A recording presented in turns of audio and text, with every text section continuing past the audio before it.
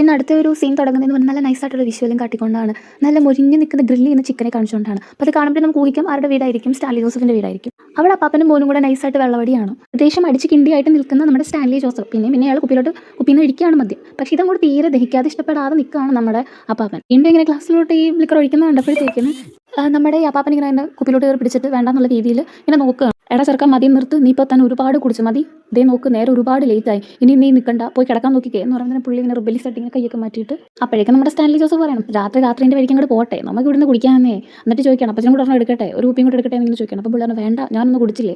അപ്പം പുള്ളി ചോദിക്കുകയാണ് അതെന്നാ പറ്റി ഒരെണ്ണം കൊണ്ട് അങ്ങോട്ട് നിർത്തിയത്. എന്നിട്ട് പുള്ളി പറയുക നമ്മൾ മരിച്ച സ്വർഗ്ഗത്തിലോട്ട് ചെല്ലുമ്പോഴേ അവിടെ ഈ പറയുന്ന സാധനങ്ങളൊന്നുമില്ല, അവിടെ ഡിസ്ലറി ഇല്ല, മദ്യമില്ല, ഗ്ലാസ്സില്ല, ടച്ചിങ്സ് ഇല്ല, ഐസ് ഇല്ല, ഒന്നും തന്നെ ഉണ്ടാവില്ല, നമുക്ക് പിന്നെ ഇവിടുന്ന് കൂടെ കൊണ്ടുപോകാനും പറ്റൂല. അപ്പോഴത്തേനും അപ്പം പറയണം ലാലിച്ച നീ ഇപ്പം തന്നെ നല്ല പറ്റായിട്ടിരിക്കുക, ഇനി നീ കുടിക്കണ്ട, മതിയാക്കിക്കേ. എന്നിട്ട് പുള്ളി കസാരയിലോട്ട് ഇങ്ങനെ ചാരി എന്നിട്ട് ചോദിക്കുകയാണ്, ഞാൻ ആദ്യം ചോദിച്ചതിൻ്റെ മറുപടി അപ്പച്ചൻ ഇപ്പോഴും എനിക്ക് തന്നിട്ടില്ല, അപ്പച്ചൻ എന്തുകൊണ്ട് ഒരൊറ്റ പെഗ്ഗിൽ നിർത്തി.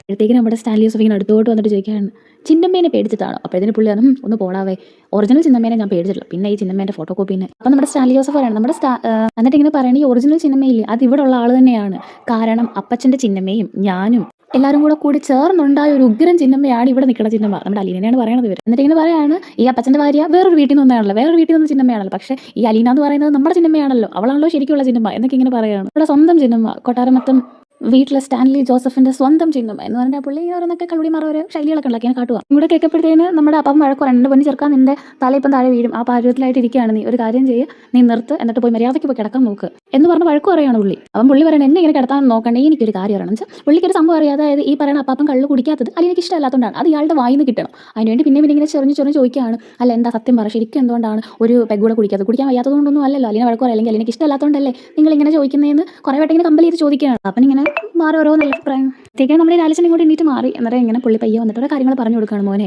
നമ്മളിങ്ങനെ കള്ളു കുടിച്ച് ആർക്കാ ഇഷ്ടമാകുന്നത്, ഇങ്ങനെ കുടിച്ച് ആർമാദിച്ച് നടക്കുന്നത് ഏത് മനുഷ്യനാണ് ഇഷ്ടമാകുന്നത് എന്നിട്ട് ഇങ്ങനെ പറഞ്ഞു കൊടുക്കുകയാണ്, മോനെ നമ്മൾ അവളുടെ മുമ്പിൽ ഒരു വിലയുണ്ട്, അത് കളഞ്ഞു കുളിക്കരുത്, നമ്മൾ ആ ഒരു വില നമ്മളായിട്ട് ഇല്ലാണ്ടാക്കി കഴിഞ്ഞ് കഴിഞ്ഞാൽ അവർക്ക് നമ്മളോടൊരു മതിപ്പും ഒരു റെസ്പെക്റ്റ് ഒക്കെ ഉണ്ടാവുമോ. അപ്പം തന്നെ പറയാണ് ഇല്ല എന്നിങ്ങനെ പറയുമ്പോഴത്തേക്കിന് ഈ സാലി പറയാണ് അപ്പാപ്പൻ ഇപ്പം ഈ പറയുന്ന ചിന്നമ്മയുടെ മതിപ്പ് കിട്ടിയിട്ട് ഇപ്പം എന്നാത്തിനാ. ആ പുള്ളി പറഞ്ഞു കൊടുക്കുകയാണ് നമ്മളോട് സ്നേഹമുള്ളവരുടെ മതിപ്പും അവരുടെ ആ ഒരു ഇഷ്ടവും അതൊക്കെ നമുക്ക് വേണം, അങ്ങനെ അവരുടെ ആ ഒരു മതിപ്പും സ്നേഹമൊക്കെ നമുക്ക് കിട്ടണമെന്നുണ്ടെങ്കിൽ നമ്മൾ എന്ത് ചെയ്യണം, അവരുടെ ആ ഒരു നമുക്കൊരു ലെവലുണ്ടല്ലോ, ആ ലെവൽ അനുസരിച്ച് നമ്മൾ നിൽക്കണം. അപ്പോൾ പുള്ളി പറയണം ഓക്കെ ഞാൻ സമ്മതിച്ചു. എന്നിട്ട് ഇങ്ങനെ പറയണം എനിക്ക് വേറൊരു കാര്യം ചോദിക്കേണ്ട, അതിനപ്പൻ മറുപടി പറഞ്ഞു തന്നേ പറ്റും. എന്നിട്ട് ഇങ്ങനെ പുള്ളി ചോദിക്കുകയാണ് മെനഞ്ഞാന്ന് തന്നെ പോകാനായിട്ട് ഫുൾ സെറ്റപ്പിൽ വന്ന അപ്പച്ചൻ എന്തിനാണ് പുല്ലൂർക്ക് പോകാതെ ഇവിടെ ഇങ്ങനെ പറ്റി കൂടി നിൽക്കുന്നത്. അപ്പോൾ പുള്ളി പറയുകയാണ് എനിക്ക് ഇവിടുന്ന് കുറച്ച് കുറുന്തോട്ടി വേലി വേണം, അത് വാദത്തിന് നല്ലതാണ്, അപ്പോൾ എനിക്കത് ആവശ്യമുണ്ട്, ഞാനത് പറിക്കാനായിട്ട് അവിടെ നിൽക്കുന്നത് എന്നൊക്കെ ഇങ്ങനെ പുള്ളി പറയണം. അപ്പോഴത്തേക്കും നമ്മുടെ സ്റ്റാലിയോസ് പറയണം ആ ഭൂതത്തിന് വേണ്ടിയിട്ടാണ്, അപ്പച്ചൻ ഒരു കാര്യം മനസ്സിലാക്കണം, അപ്പച്ചൻ്റെ കള്ളത്തരം ആരും കണ്ടുപിടിക്കില്ലെന്ന് അപ്പച്ചൻ വിചാരിക്കണം. ഇത് പുള്ളി ഇങ്ങനെ പറയാണ് നിങ്ങൾ ഇങ്ങോട്ട് 2-3 ദിവസത്തേക്കിന് വന്നപ്പോഴത്തേക്കും ഞാൻ കരുതി എൻ്റെ കൂടെ നിൽക്കാനാണ്, കുറച്ച് വെള്ളമൊക്കെ അടിച്ച് ഇവിടെ നിൽക്കാനായിരിക്കുന്നത്, പക്ഷേ പിന്നല്ലേ മനസ്സിലായത് അതൊന്നും അല്ല, എനിക്ക് വേണ്ടിയല്ലായിരുന്നു, സിനിമയ്ക്ക് വേണ്ടിയാണ് നിന്നത്. അപ്പോൾ ആ ഒരു സംഭവമാണ് ശരിക്കും അയാൾക്ക് അവളെ കണ്ടിട്ട് ഭയങ്കരമായിട്ട് ഇഷ്ടം തോന്നി, അവളുള്ള സ്നേഹം കൊണ്ടാണ് അവിടെ നിൽക്കുന്നത്, അത് നമ്മുടെ സ്റ്റാൻലി ജോസഫിന് അറിയുകയും ചെയ്യാം. പക്ഷേ ആ വെള്ളം അടിച്ചതുകൊണ്ട് അതിൻ്റെ ആ ഒരു ഉള്ളിൽ ഇങ്ങനെ പറഞ്ഞുകൊണ്ടിരിക്കുക. അപ്പോഴത്തേക്കും ഈ അപ്പം പറയണം എൻ്റെ കണ്ണി ഇറക്കാൻ നീ ആകെ പറ്റായിട്ടിരിക്കണം, അതുകൊണ്ട് നീ ഒന്നും പറയണം, അത് ചിന്തിക്കുന്നൊന്നും ശരിയല്ലാന്ന്.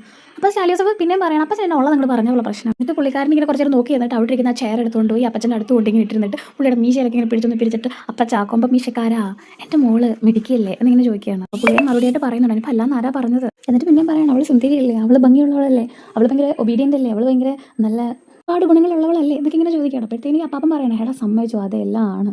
എന്തെങ്കിലും പുള്ളി പറയുകയാണ് ഈ ലോകത്തിൻ്റെ ഏതോ ഒരു കോണിൽ ഈ ഒരു വീട്ടിൽ ഞാനവിടെ ഒറ്റനായിട്ട് ഇങ്ങനെ താമസിക്കുമായിരുന്നു, അപ്പോഴാണ് എനിക്കൊരു ഒരു രാജകുമാരിനെ കിട്ടിയത്. പിന്നീട് നമ്മുടെ സ്റ്റാൻലി ജോസഫിന് അവളുള്ള സ്നേഹമൊക്കെ ഇങ്ങനെ ആ ഒരു കള്ളുടിച്ചതിൻ്റെ ആ ഒരു പത്തായിട്ട് നിൽക്കുന്ന ആ ഒരു ഫീൽ പുള്ളി ഇങ്ങനെ പറഞ്ഞുകൊണ്ടിരിക്കുകയാണ്.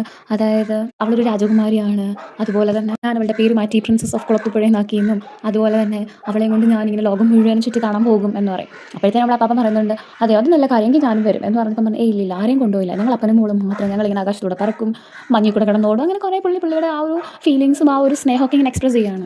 ഈ പാപ്പ ചോദിക്കുകയാണ് എടാ പച്ചിറങ്ങുമ്പം നാളെ രാവിലെ എണീക്കുമ്പോൾ നീ ഇതൊക്കെ ഓർക്കോ എന്നിങ്ങനെ ചോദിക്കണം. അന്നേരം പിന്നെയും പുള്ളിനെ കണ്ടിന്യൂ ചെയ്യാണ് ഞങ്ങൾ ഇവിടെല്ലാം ചുറ്റിക്കറങ്ങിയിട്ട് വന്നിട്ട് അവളുടെ കല്യാണം എൻ്റെ രാജകുമാരിയുടെ കല്യാണം ഭയങ്കര രാജകീയമായിട്ട് തന്നെ നടത്തും, ഏതെങ്കിലും ഒരു നല്ല കൊഡീഷനായി ക്രിസ്ത്യാനി ചെക്കനെ കൊണ്ട് മിന്നട്ടിക്കുമെന്ന് പറയുന്നുണ്ട്. നമ്മുടെ മനുവേട്ടനൊരു വെല്ലുവിളിയായി.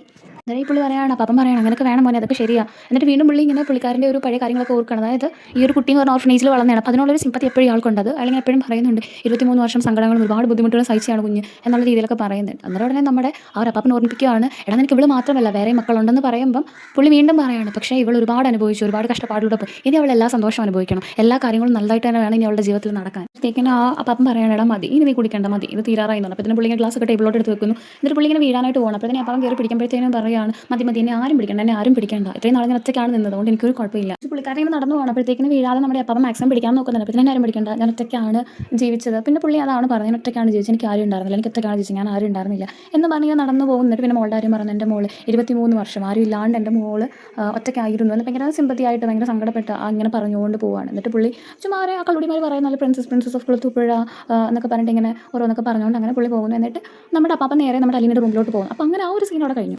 പിന്നെ അടുത്തുള്ള സീനിൽ കാണുന്നതെന്ന് പറഞ്ഞു കഴിഞ്ഞാൽ നമ്മുടെ അപ്പാപ്പൻ വന്ന ആ ഡോറിൽ നോക്കിയാണ്, പക്ഷേ ഡോർ തുറക്കുന്നില്ല. പുള്ളി തന്നെ അപ്പോൾ തുറന്നകത്തോട്ട് കയറി. അപ്പോൾ നമ്മുടെ അലീന ഇവിടെ ഇരിപ്പുണ്ട്. അപ്പോഴത്തേക്കിന് അലീന ഇങ്ങനെ മുഖമൊക്കെ വീർപ്പിച്ച് ദേഷ്യവും വിഷമവും ഒക്കെ ആയിട്ടിരിക്കുകയാണ്. ഒരു വല്ലാത്ത ഭാവം, പിണക്കം ഉണ്ട്. ആ ഒരു പിണക്കവും പരിഭവവും നന്നായിട്ട് മുഖത്തുണ്ട്.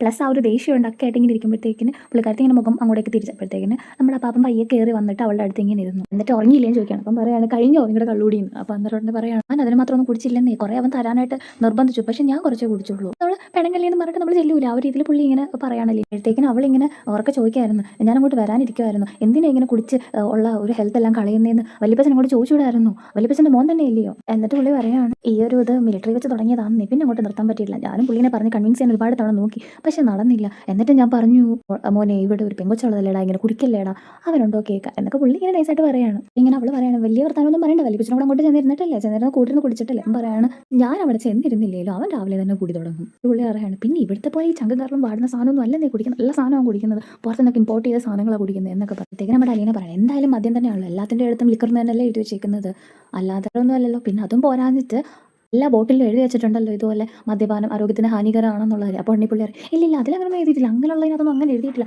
അവിടത്തേക്ക് മദ്യത്തിനകത്ത് വളരെ കുറച്ച് വിഷം മാത്രമേ ഉള്ളന്നേ. നമ്മുടെ അലീന ചോദിക്കുകയാണ്, എന്നാൽ പുള്ളി ആ ഒരു കണക്കിനാണോ അത് കുടിക്കണത് അല്ല. പിന്നെ എന്നിട്ട് വീണ്ടും പുള്ളി പറയുകയാണ്, ഇങ്ങനെ ഒരു ഗ്ലാസ്സിലോട്ട് അങ്ങോട്ട് ഫുൾ ഒഴിച്ച് വെച്ചിട്ട് ഒറ്റ കുടിയൊന്നും എല്ലാം കുടിക്കണം, അത് പയ്യെ എടുത്ത് ഒഴിച്ച് വെച്ച് കുറേശ്ശെ ആയിട്ടാണ് കുടിക്കണമെന്ന് പറഞ്ഞു. അപ്പോഴത്തെ അലീന പറയണം, അങ്ങനെ കുറേശ്ശെ ആകുമ്പോഴത്തേക്കിന് ആ കരളും അങ്ങനെ കുറേശ്ശെ അടിച്ചങ്ങോട്ട് പോകും. അന്നേരം പുള്ളി പറയണം, പിന്നെ അങ്ങനെയാണോ അവൻ ഇരിക്കുന്നത്, അവൻ നല്ല ആരോഗ്യ കുട്ടപ്പനായിട്ടല്ലേ ഇരിക്കുന്നത്. അപ്പോൾ അവൾ പറയണം, എല്ലാവരും അങ്ങനെയൊക്കെ പുറമേ നിന്ന് കാണുമ്പം കുട്ടപ്പന്മാരായിരിക്കും, പക്ഷേ ഉള്ളിലെന്താ നമുക്ക് അറിയത്തില്ലല്ലോ, നമ്മുടെ വയറിൽ എന്തോരം അവയവങ്ങളുണ്ട്, അതിനൊക്കെ കേട് വരുത്തുന്ന ഒരു സാധനമല്ലേ ഈ വലിച്ച് കുടിക്കണത്, അല്ലാതൊരു മരുന്നൊന്നും അല്ലല്ലോ കുടിക്കുന്നത്. അപ്പോഴത്തേക്കും നമ്മുടെ അപ്പം പറയാനില്ല, പുള്ളി നന്നായിട്ട് ഹെൽത്തൊക്കെ നോക്കുന്ന ആളാണ്, മെഡിക്കൽ ചെക്കപ്പൊക്കെ നടത്തുന്ന ആളാണെന്നൊക്കെ പറയാണ്. അപ്പോൾ നമ്മുടെ അലീന വീണ്ടും പറയണം, ആരോഗ്യവാനായിട്ട് ഇരിക്കുമ്പോൾ ചിലപ്പോൾ കുഴപ്പമൊന്നും ഉണ്ടാവില്ല, പക്ഷേ പ്രായം കൂടുന്നവർ നമ്മൾ ആരോഗ്യം ക്ഷയിച്ച് പോവില്ല, അപ്പോൾ ഇത് കുടിച്ച് കഴിഞ്ഞാൽ ഒന്നും കൂടി മോശമാവല്ലേ ചെയ്യണത്. എങ്ങനെ ഇവരിതും പറഞ്ഞ് ഒന്ന് രണ്ടും പറഞ്ഞ് അങ്ങോട്ടും ഇങ്ങോട്ടും പറയാന്നേ. അപ്പോൾ ഇങ്ങനെ ചോദിക്കുകയാണ്, ആരോഗ്യം നശിപ്പിക്കില്ലേ, പുള്ളി ഒന്നാം നശിപ്പിക്കും. വീണ്ടും അവൾ ചോദിക്കുകയാണ്, പ്രായം കൂടുമ്പോൾ നമ്മൾ മദ്യം കൂട്ടുകയാണോ ചെയ്യേണ്ടത് കുറയ്ക്കണോ ചെയ്യേണ്ടത്. അപ്പോൾ വീണ്ടും പുള്ളി പറഞ്ഞു കുറയ്ക്കണം. അവൾ ചോദിക്കുകയാണ്, വല്യപ്പച്ചൻ്റെ മോൻ ലാലിച്ചാൻ ഇത് കുറയ്ക്കണുണ്ടോ. അപ്പം അന്നേരം വീണ്ടും പുള്ളി പറയാണ്, ഇല്ല കുറയ്ക്കണില്ല. അന്നേരത്തെ ഇവിടെ ഭയങ്കര ശുണ്ടി പിടിച്ചിട്ട് പറയാണ്, ഇതല്ലേ ഞാൻ ഈ പറയാൻ അന്യായ കള്ളൂടി അവിടെ നടത്തണേന്ന്. പുള്ളി പറയാണ്, നീ പറഞ്ഞേക്ക് എനിക്ക് മനസ്സിലാവുന്നുണ്ട്, എനിക്ക് പ്രായമായില്ല, എനിക്ക് പ്രായമായപ്പോൾ ഞാൻ കള്ളുകൂടി കുറച്ചുല്ലോ. അപ്പം പറയാണ്, വല്യപ്പച്ചൻ്റെ മോനും കുറയ്ക്കണം, നമുക്ക് പറയാനല്ലേ മോളെ പറ്റുമെന്ന്. അപ്പം പുള്ളിയുടെ സഹായാവസ്ഥ പറയുകയാണ്. അവളിങ്ങനെ ഭയങ്കര ദേഷ്യം പിടിച്ചിട്ട് അങ്ങോട്ട് പറയുകയാണ്, ഞാൻ കൂടെ വരണ്ടായിരുന്നു, എന്നെ കൂടെ കൊണ്ടുവരണ്ടായിരുന്നു, എന്തൊരു കഷ്ടമാണ്. എന്നിട്ട് പറയണം, കുറേ കറുത്ത പട്ടികളുടെ കൂടെ ഒരു വെളുത്ത പെട്ടി എന്ന് പറയുമ്പോഴത്തേക്ക് പുള്ളിക്കാരൻ ഭയങ്കര കടകടാതെ ചിരിക്കുകയാണ്. ചിരിച്ച് കഴിഞ്ഞിട്ട് അവൾക്ക് ഭയങ്കരമായിട്ട് ചിരി വന്നു. അങ്ങനെ അവർ ചിരിച്ചുകൊണ്ടിരിക്കുന്നതിൽ ആ ഒരു എപ്പിസോഡ് അവസാനിച്ചു.